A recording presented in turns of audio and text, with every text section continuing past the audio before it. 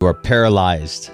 You know that you need to do something, but what are you going to do? Maybe it is applying for that job that you feel completely unqualified for. I can't even talk right. Unqualified for. Maybe it's asking that girl out who could potentially be the woman of your dreams, be the mother of your children.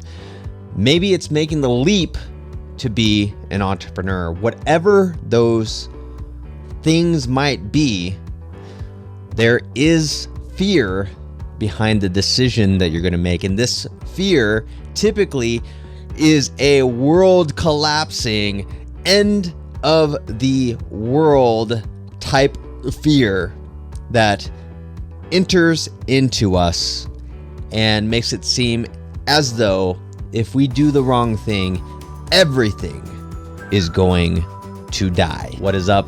It's Dean, and making decisions without fear is what we're going to be talking about today. I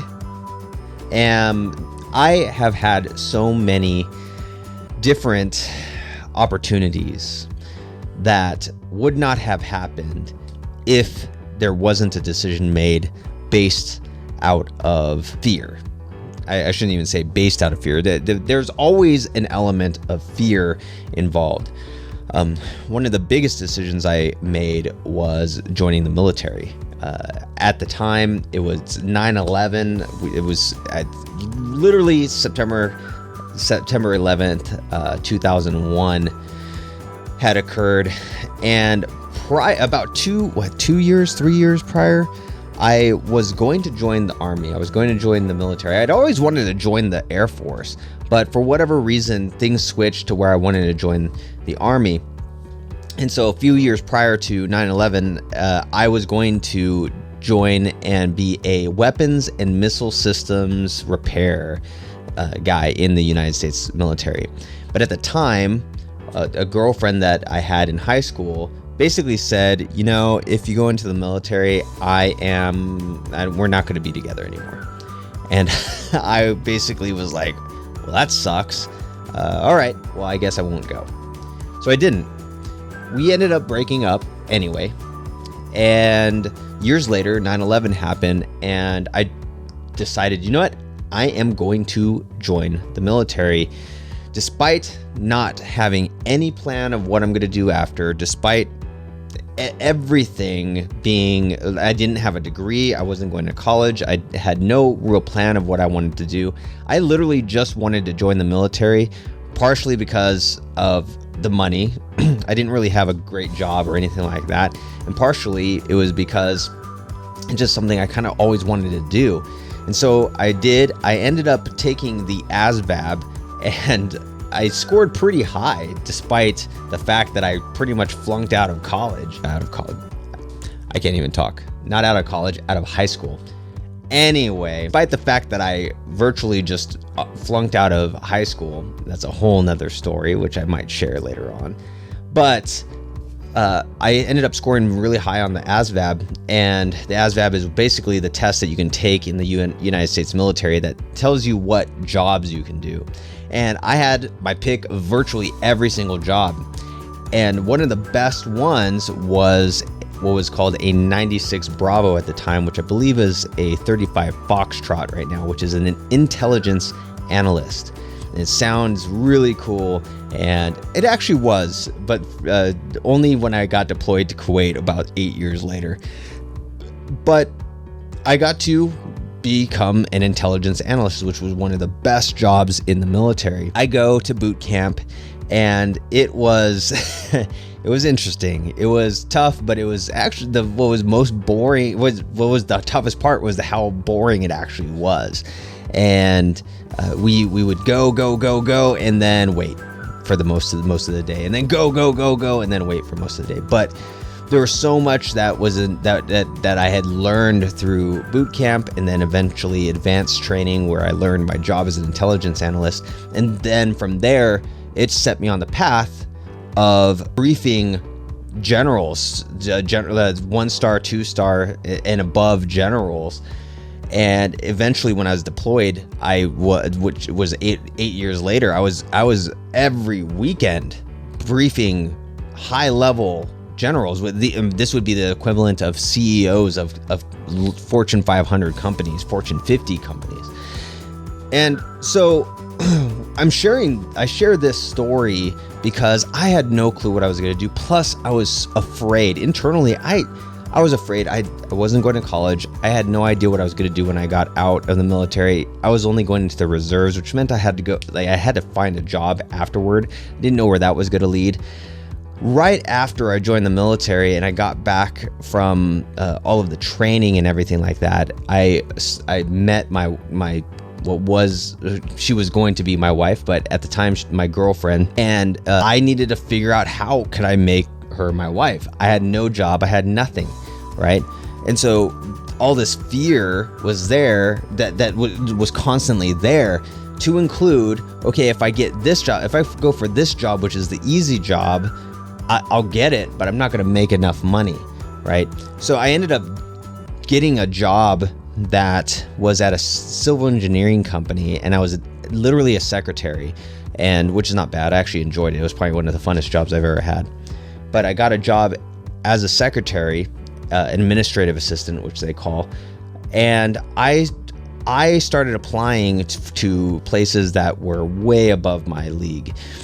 One of those places was Boeing, and in the back of my head, I had this fear of, look, you have no degree, you have no nothing, but here's my wife who is like, or the girl that I want to be my wife, waiting for me to do something great, right? And to be able to provide and actually get married.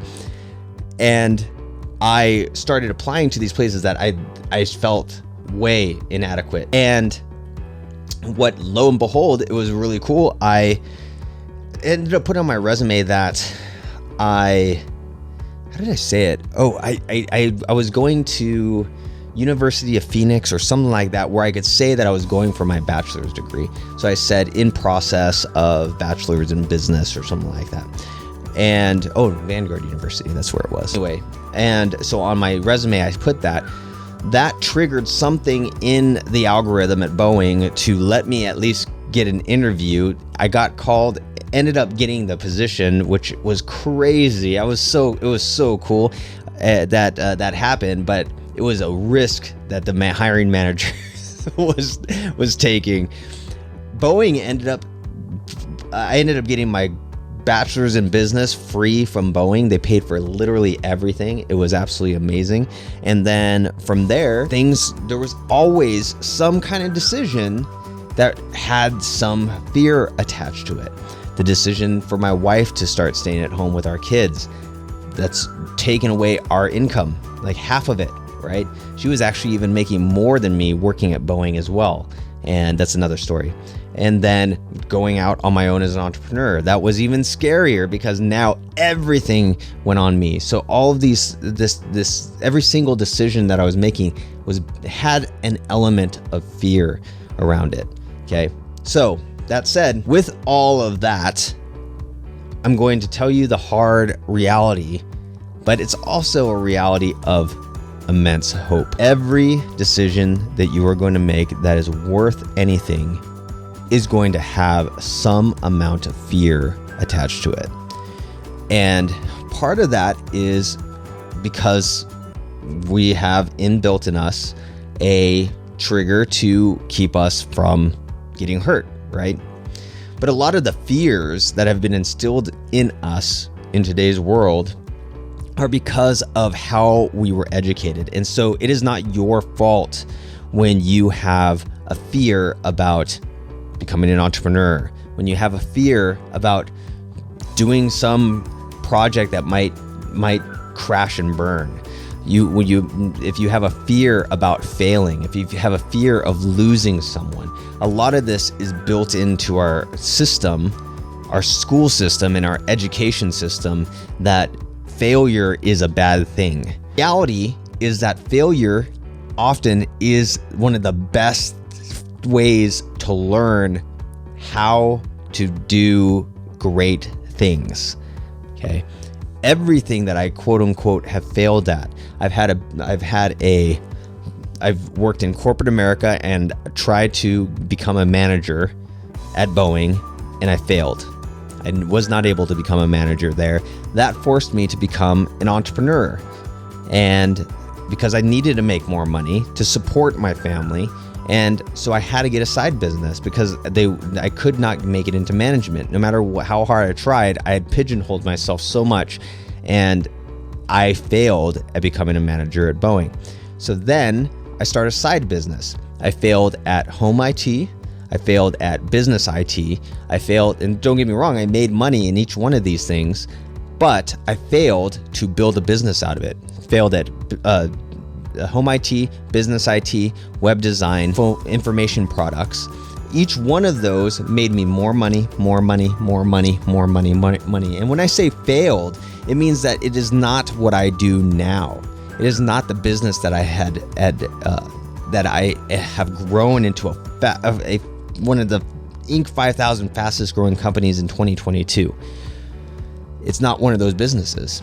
A drop shipping company and a consulting company. That's how many times I failed ultimately to what I have now, which is Prosulum, which is, if you go to prosulum.com, prosulum.com, you will find out what that is. It is essentially the best way to systemize and scale your business with people overseas. That is the thing, is that every single thing.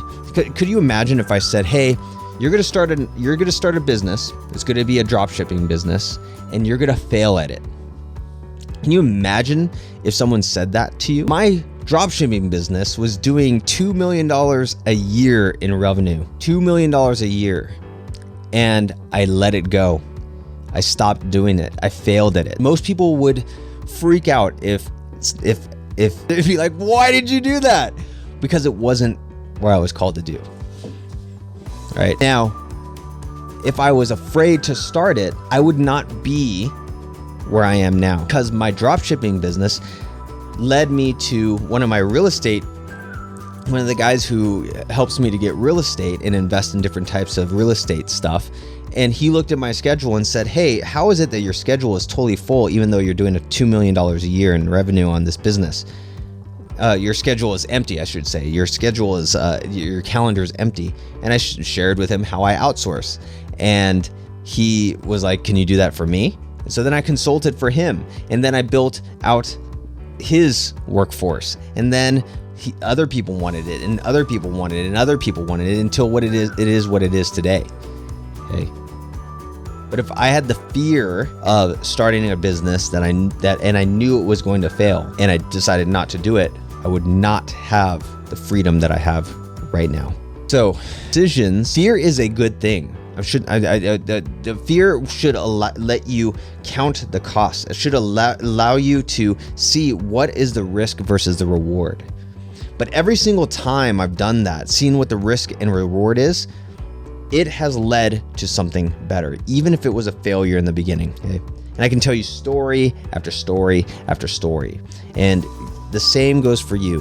The problem today is that you are taught in school not to embrace failure, not to embrace the fear and go forward anyway. Because you will fail. That fear will come.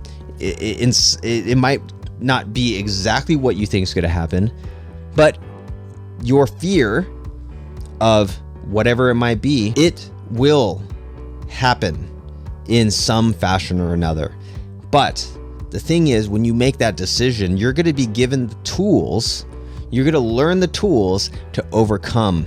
You're going to learn the tools to overcome what you were afraid was going to happen. You know, maybe it's that you want to talk to that girl over there, but she rejects you. And you go back, you feel you feel like the hurt of it, and you go and watch YouTube videos, or you find a mentor that can help you to be more confident, to be more attractive. You learn that, oh, she rejected me because I'm not an attractive person. All right, so then you go to the gym and you start becoming more attractive. And then you go and you meet somebody else and they like you and you start dating them.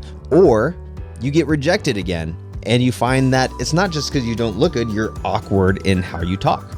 You're awkward and you're socially awkward. So now you become more socially dynamic. And at the end of it all, even though your fears they did come true in some fashion or another, at the end of it all, those fears are literally nothing to you now because you are charismatic, you look good, you're not afraid to talk to men, women, anybody.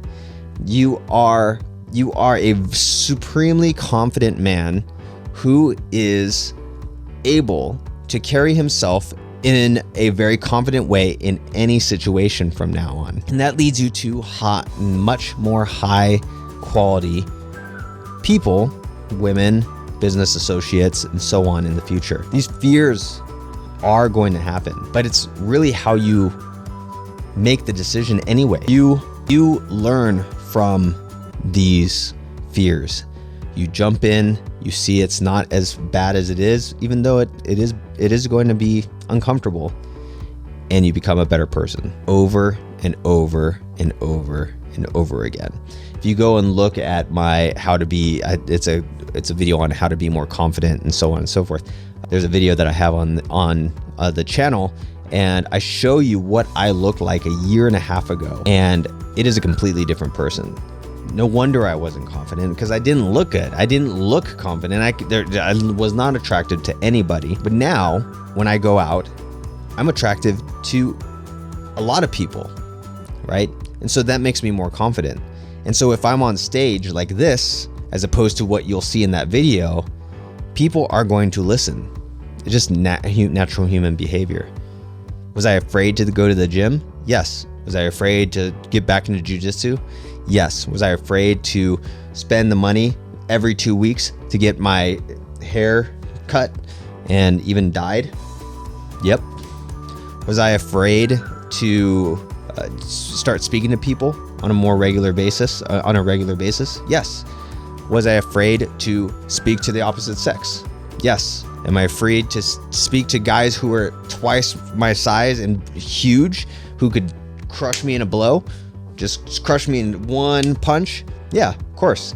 Did I go and do it anyway? Yep. And look at the result. You look at me a year and a half ago, and you look at me now. That is the result. In fact, I'll just show you. I'll just show you if I can do this right here. Right here. Oh. So that guy. Hey, what's up, everyone? Dean Soto with. Okay, that's a year and a half ago. Was I afraid to have a deeper voice like this and to pretend long enough to where it became a habit? Yes. All of these things, I was afraid. Was I afraid that people were going to laugh at me because I was practicing a deeper voice? Yes. Does it go back up to its normal voice sometimes? Yes. But does it stay down here a good amount of time? Yes. Make the decision for you.